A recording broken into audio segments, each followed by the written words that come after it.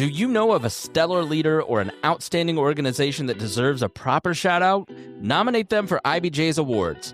From 40 in their 40s and Women of Influence to Nonprofit and Healthcare Excellence Awards, we're celebrating rising stars, seasoned leaders, and organizations making a difference. Discover which programs are accepting nominations now at ibj.com/nominate. And the rags to riches story for Indiana football comes to conclusion, and they are the national champions of 2026. What a football team! It was so impressive to see what Curt Cignetti did, and I would never have anticipated anything like that. I couldn't be more impressed by the work he's done there. It's historic. It really is. I did a piece subsequent to the championship where I ranked it as the biggest, the most remarkable, astonishing sports story of my career, without a doubt. Longtime sports journalist Mike DeCourcy weighing in on IU's improbable run to a national football championship, the changing landscape of college athletics, and why Indianapolis is the ideal place to host the Final Four. He's my guest on this edition of the Business and Beyond podcast presented by PNC.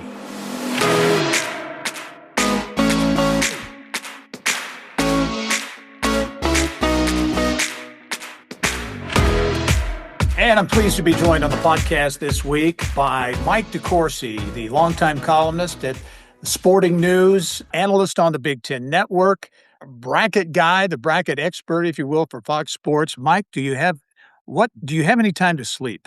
Oh, it's a challenge, especially when we have weather like we had recently across the central part of the country.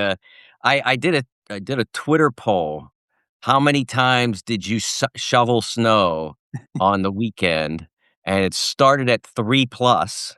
And I said, anybody that says 0 is in danger of being blocked. Yes, I agree with you. I did. It was 3 for me.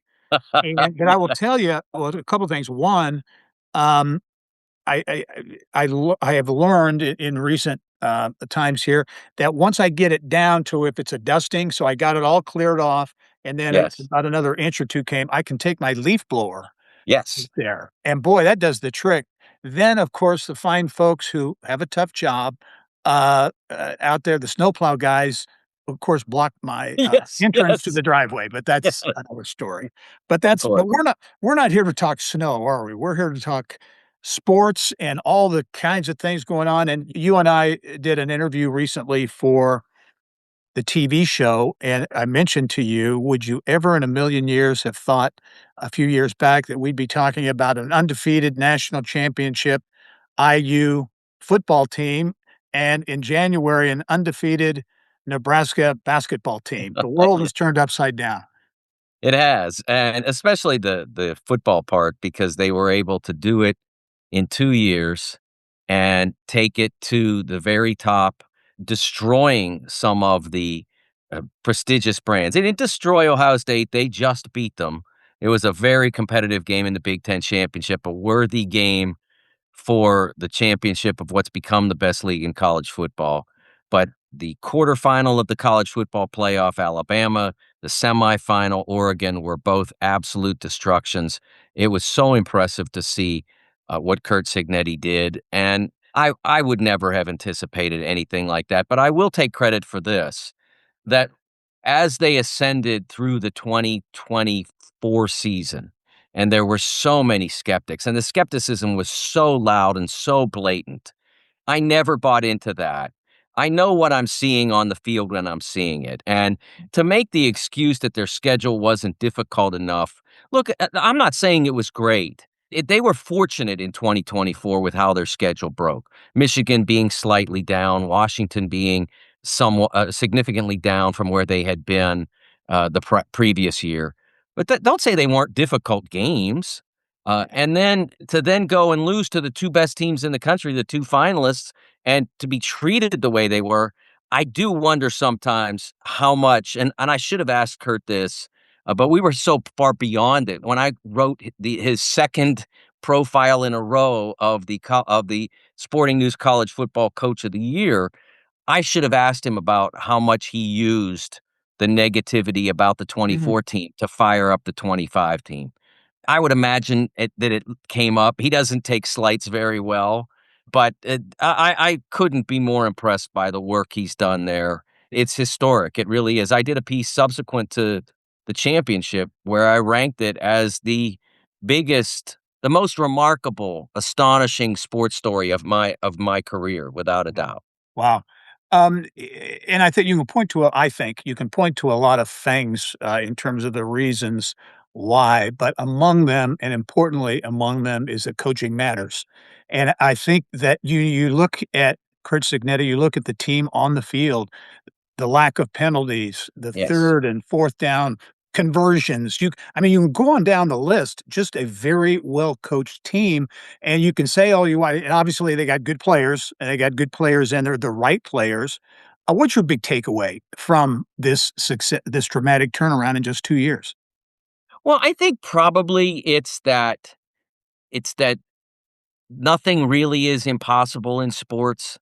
That if you put the right pieces in the right places and they believe and they execute what is being asked of them, then you can do great things. As impressive as what their talent was, even Kurt acknowledged after the championship. Look, it's not going to be an NFL draft fest here in Pittsburgh.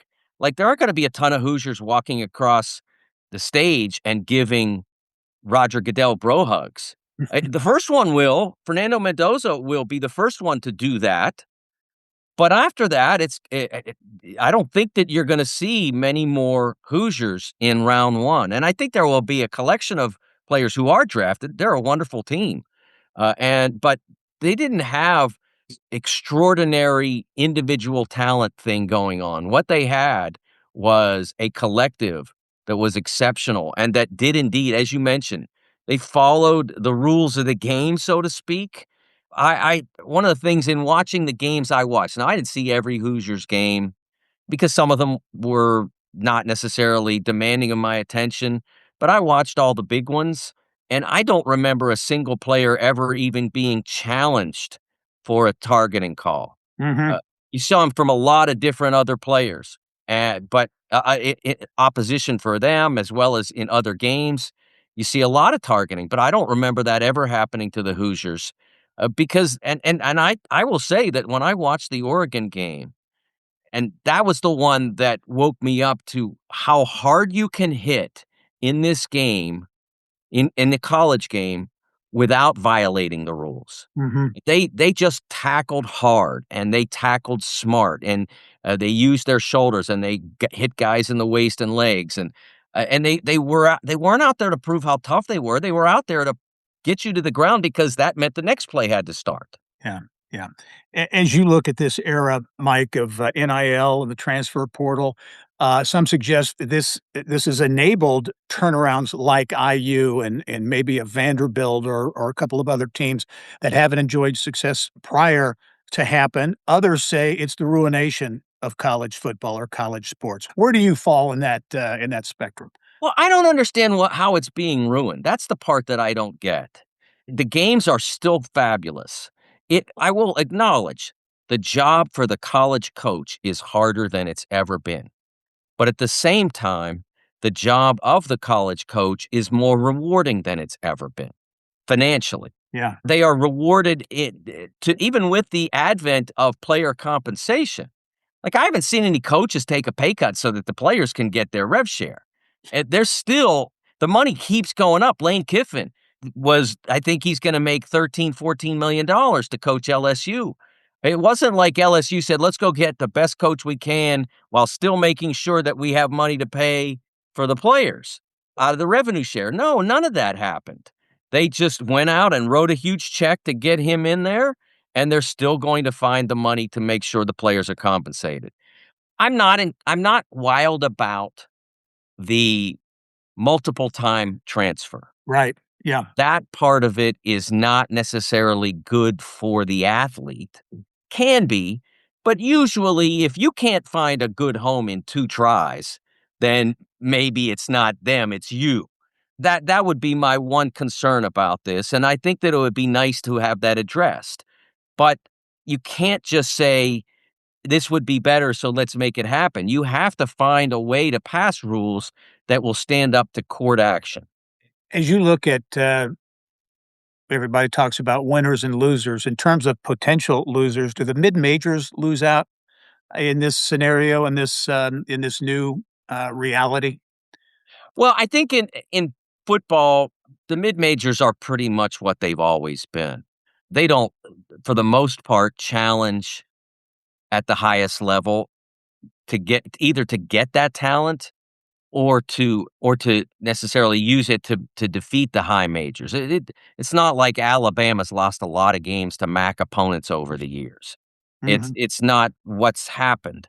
I think it has had an impact, perhaps, in men's basketball, but I don't think we have a sample size yet to indicate it. As recently as 2023, which was kind of the start of NIL compensation, but the immediate eligibility transfer concept had only just begun and a lot of players hadn't started moving out. Really, that was kind of where it launched when Florida Atlantic and San Diego State made the championship, made the Final Four in men's Mhm. basketball.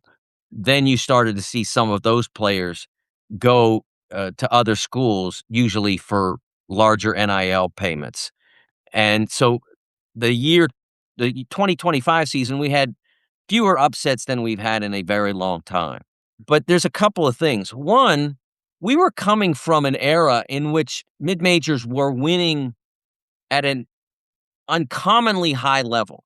Like 2006 is when George Mason broke through to the Final Four, which was the first mid major since 79.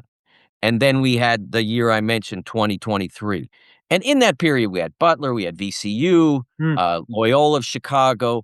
But that wasn't the norm. That was not college basketball norm. It was happening because the majors were being weakened by players deciding, I can't make any money here. And I can make some money somewhere else, whether it's in Spain, whether it's in the NBA, even the pittance, the relative pittance that they pay in the G League is going to serve me better financially than what I'm doing here. Mhm. And that's so players were leaving and the talent level in men's basketball was going down. And so now these players are being compensated and being compensated in many cases at a level that is beyond even what they might make if they were able to stick in the NBA. Mhm. And so they're saying, why would I go before I'm ready just to get some check if I can get a good check to stay here and develop into a ready NBA player when I leave? We're seeing so few players do that now. We still see some that are really young that can become first round picks. Will Riley of Illinois a year ago would be an example of that. Very young player, very talented. He's going to have a good future, but he probably needed another year. It was the risk. Do I stay, get hurt, get passed by? Maybe the draft has turned out to be really rich this year, so maybe I don't become a first rounder. Meanwhile, I could take this and I can get paid early and they'll work with me to get better. Yeah. So we have a few of those, but we don't have the avalanche of third, fourth year guys or second, third year guys, I should say, that say, I just got to go out and get some money. Mhm. I wanna switch gears to hoops, here in a second, but first one more on NIL transfer portal, and that's where you see things going. I know we talked recently, and you are one of those who believes that collective bargaining is probably in the future in college sports, so players become employees, right? In a sense, yes. I think the schools are going to be resistant to having the athletes be employees because it creates all kinds of complicated it's just another uh although again I caution that I am not an attorney, but it appears to present, based on what I've read and people I've spoken to, it appears to present another layer of legal complication that would just put them back where they already are. It just in a different aisle of the same Walmart, so to speak. Mhm. Uh, if they acknowledge them as full-time employees or any level of employee, how do you differentiate between the football program where the athletes, the 100 or so collective athletes, are generating X number of millions of dollars in revenue, And the golf team that you have, where you probably have maybe a dozen players, I guess, and you're not generating basically any revenue at all because you're not Right. selling very many tickets to any matches. And so that becomes the complication. So then do all of a sudden do a majority or a plurality of non-revenue sports just disappear? And I don't think they want to go in that direction. So one path to that is more 1099 based, where you would be an independent contractor as an athlete, and you would basically sell your services to that particular football team. I think that would be the future. And in that, you would have some sort of collective bargaining structure. And I don't remember the gentleman's name or his organization, but I heard the best presentation on this that makes sense, that I could see the school saying, yeah, that can work for us, was to base it on something similar to the Screen Actors Guild, wherein if you're an employee, if you are a actor and you are signed to work for a movie, you're working for that movie, but you're not a full-time employee of Columbia Studios or Fox Searchlight or whatever. You're working on that movie. And I think but the Screen Actors Guild, meanwhile, sets minimum work standards, some hour stuff, how they have to treat you, when they have to feed you, all that kind of stuff, and minimum pay as well. So that you put that all in place in a collective bargaining agreement, and I think something like that can work for both sides. The athletes make sure they have a basic standard set of rules that have to be abided by the colleges, and then the colleges can maybe work some certainty into that agreement, wherein you couldn't transfer 3 times, 4 times in your career or something like that. What the number of years of eligibility that would be acceptable to both sides would be. And we've seen people try to get a 50-year pass. There were a group of football players recently that sued to try to make that happen. It hasn't happened to date. They did not win their most recent round in court. So it hasn't happened, but we don't know whether or not it'll go in that direction in the future. Much more ahead with Mike DeCourcy. We'll shift gears, talk some hoops. Purdue basketball, Final Four, Indy hosting yet another Final Four as well. We'll talk about that and more when the Business and Beyond podcast returns. Stay with us. As a bank, PNC prides itself on being boring. But the truth is they couldn't be more excited to serve the dynamic Indianapolis community. For nearly 160 years, they've quietly toiled away to deliver brilliant results for their equally brilliant clients. They have dedicated PNC teams throughout the local area, all ready to do the boring work to help you unlock your own brilliance. PNC Bank, brilliantly boring since 1865. PNC Bank, National Association member FDIC. And welcome back to the Business and Beyond podcast presented by PNC. My guest this week is Mike DeCourcy. You know him as the longtime columnist at Sporting News. You see him on the Big Ten Network as an analyst. He's also the bracket guy, the bracket expert for Fox Sports. And it's where I wanted to start this part of the podcast, Mike, in terms of your brackets. Now, as we are taping this podcast today, it's not going to air for a little while, so things may change, but Purdue is coming off, I guess, its second consecutive loss. They lost to UCLA on the road, lost to Illinois at home. Where do you have the Boilers, or where do you see Purdue, many people's number one pick heading into the season? Where do you see them at this point in the season? Well, at this point, they're probably going to be competitive for the end of the 2-seed line, early on the 3-seed line. But the simple truth is that Michigan, Purdue, Illinois, Nebraska, that group, they all are competing for the Big Ten championship. And there's a very good chance that whoever wins that will be a number 1 seed. It isn't guaranteed, but a lot of people have tried to suppress, say, Nebraska's seeds, a lot of other bracket analysts. I think the last time I looked, there were 84 brackets at what we call the Bracket Matrix, which is a site that aggregates all of the online brackets. So you could be like Joe Lunardi, works for ESPN, or you could be me, or you could be someone who does it as a hobby. And a lot of the people who do it as a hobby are excellent at it and do even a better job of prognosticating what the committee will do than I do. But that group, out of that 88, there were only 9 that had Nebraska as a 1 seed. And my logic on Nebraska is, at the time I'm doing it, is you're not going to be an undefeated Big Ten team and not be a 1 seed. It's just not going to happen. Yeah. And once you get to a certain point in the season, and I judged beyond 15 games to be that point, then until you lose, you're definitely a 1. And we'll sort it out from there once you do, or if you do. But so that's part of the conversation. You've got them. You've got Michigan, which has played, when they have played high-level opponents, which hasn't been often enough yet, but they're going to play Nebraska, and we're going to see how that goes. But they've got a chance. Purdue still has a chance, even though they lost a couple. Michigan State, I should have mentioned before. They're all in. Those 5 teams are all in the picture to win the Big Ten. And if you can climb to the top of that list, you're going to be a number 1 seed. Yeah. We talk about NIL in the first and transfer portal in the first part of the podcast. As you look at Matt Painter, because he is a coach that has really not dipped into the portal very much, a couple of examples that very beneficial, certainly. But what your take on Matt Painter as a coach? Obviously, he's accomplished some great things, but doing it maybe in a little different way than what has become the traditional coach now. Yeah, he is one of the absolute best coaches in college basketball, and he finally has the Final Four on his resume to remove all of the doubt. Obviously, he'd like to win a national championship. That's the goal for every coach, but he has done a phenomenal job, and it's not easy to do what he's doing. Very few others have attempted.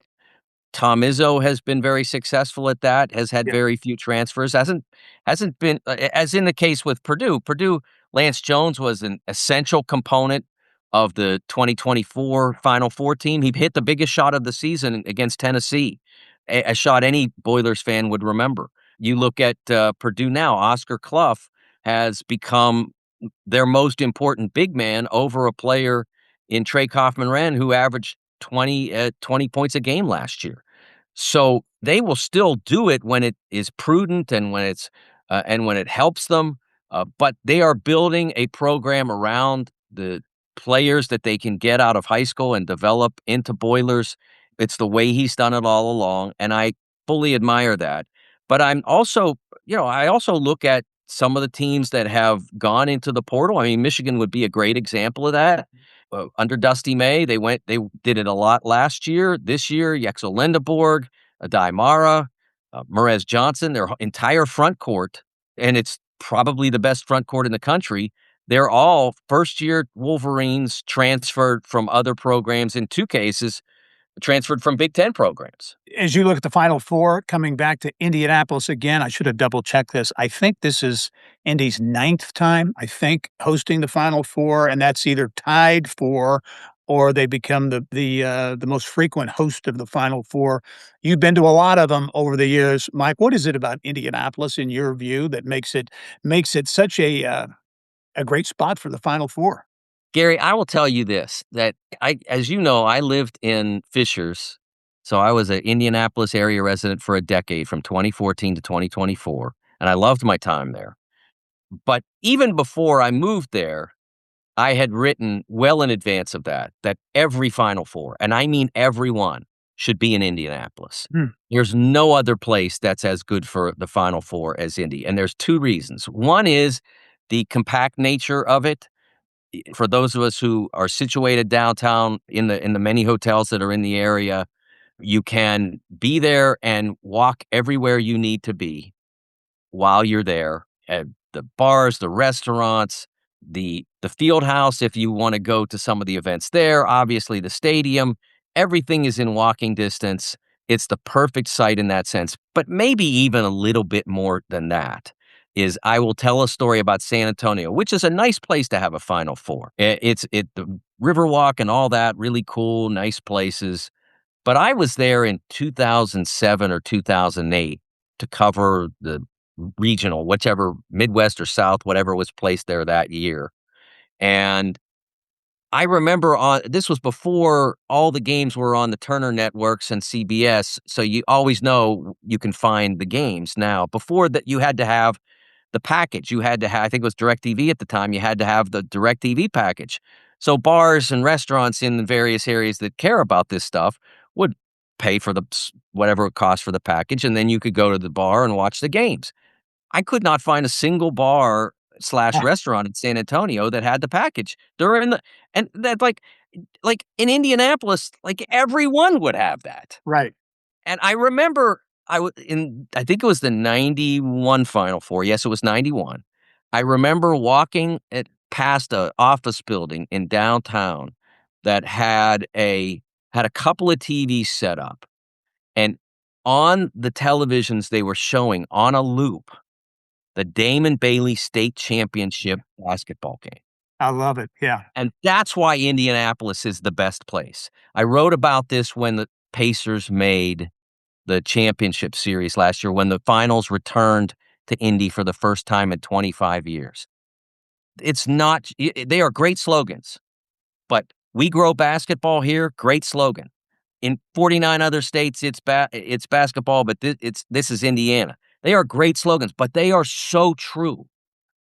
Indiana is basketball, and basketball is Indiana, and that's if the convenience and all the rest of it doesn't sell you on Indy, that should.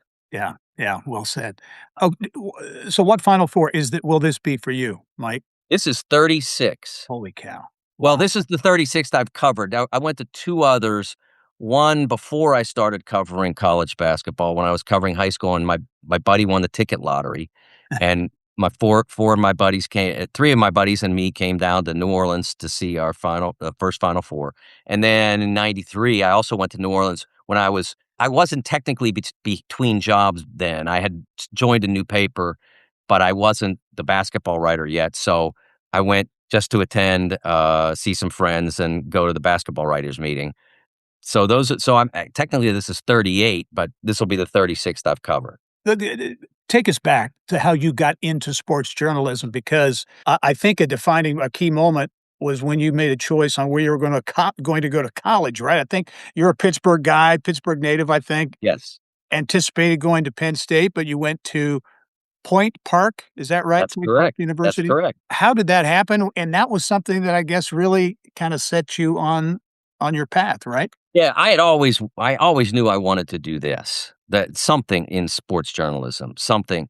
And I never really knew exactly what. I mean, I knew I wanted to be a writer, maybe broadcasting, and I've ended up being able to do both. And one of the reasons I've been able to do both is that Point Park at the time, it was journalism and communications was the school.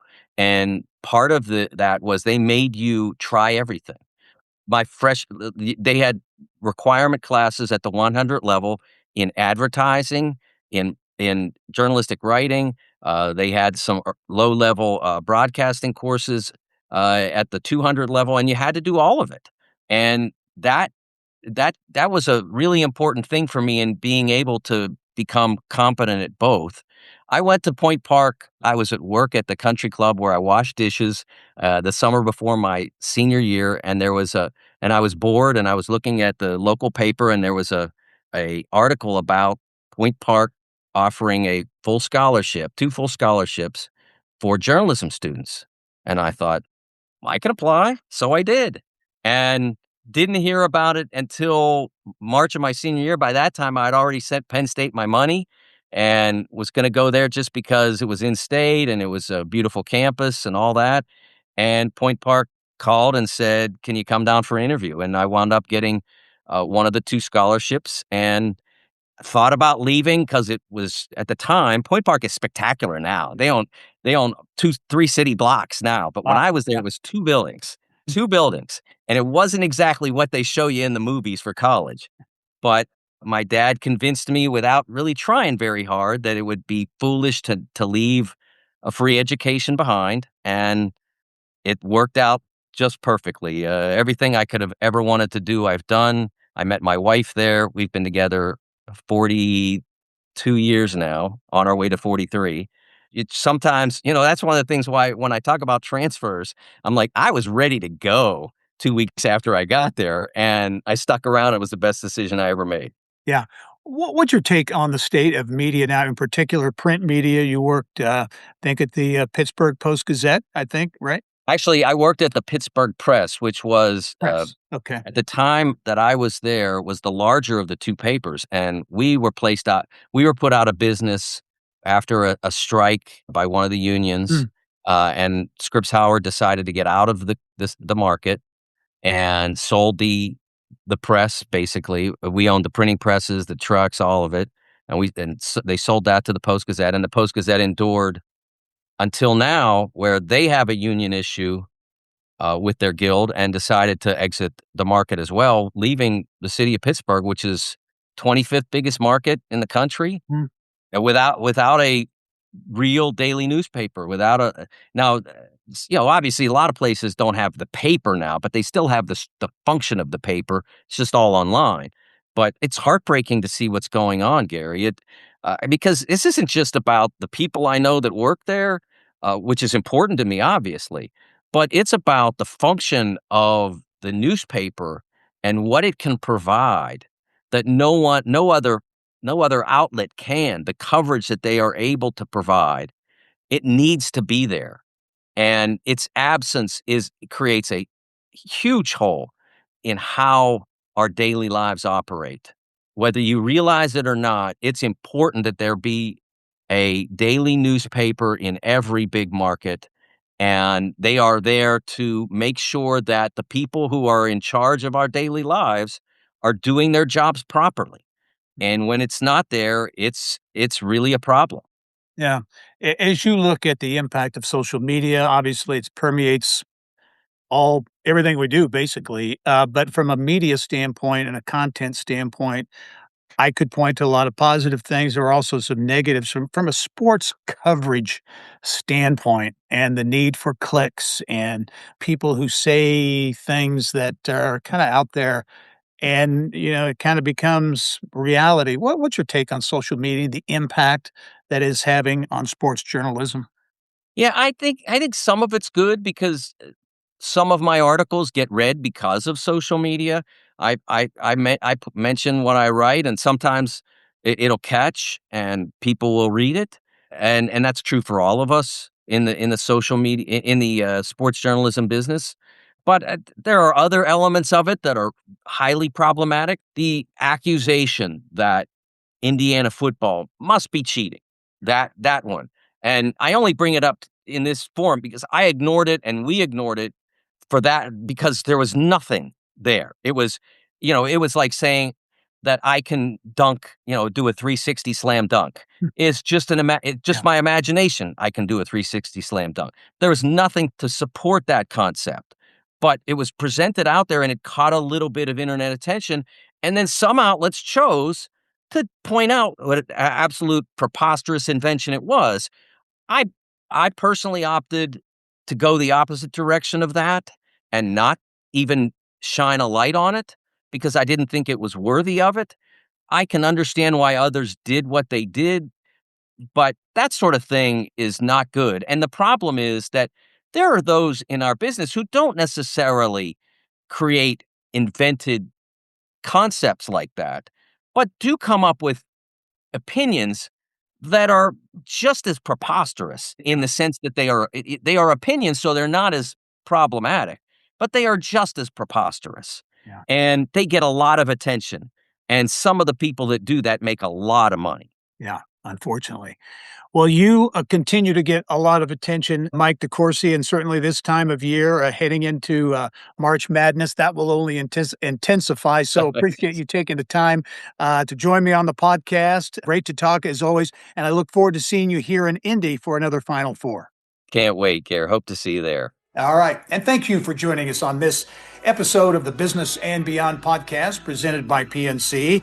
We are a weekly conversation with achievers in business, sports, entertainment, and beyond. And you can download all of our episodes and get Indiana business news 24/7. All you have to do is go to InsideIndianaBusiness.com. I'm Gerry Dick. Thanks for joining us. We'll see you next time.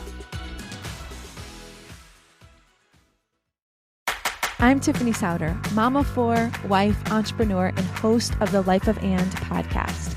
For years, I built my life with brute force, a successful business, a growing family, and absolutely zero margin. I was tired, snappy, and felt constantly behind, and I was too afraid to admit it. Everything changed when I stopped trying to do more and started building systems that actually worked for my real life. If you too are craving more peace, more presence, and just more time for you, I'd love for you to join me on the Life of And. Subscribe now on your favorite podcast app or listen at ibjpodcast.com. The IBJ Media Podcast Network is the soundtrack of a growing state. Indiana is on the move, and you can hear it happening on the IBJ Media Podcast Network. We bring you the voices at the center of our economy, our courts, our companies, and our communities. Subscribe now and be part of the conversation that's building Indiana's future. Find all of our shows by searching IBJ Media in your podcast app or visit ibjpodcasts.com.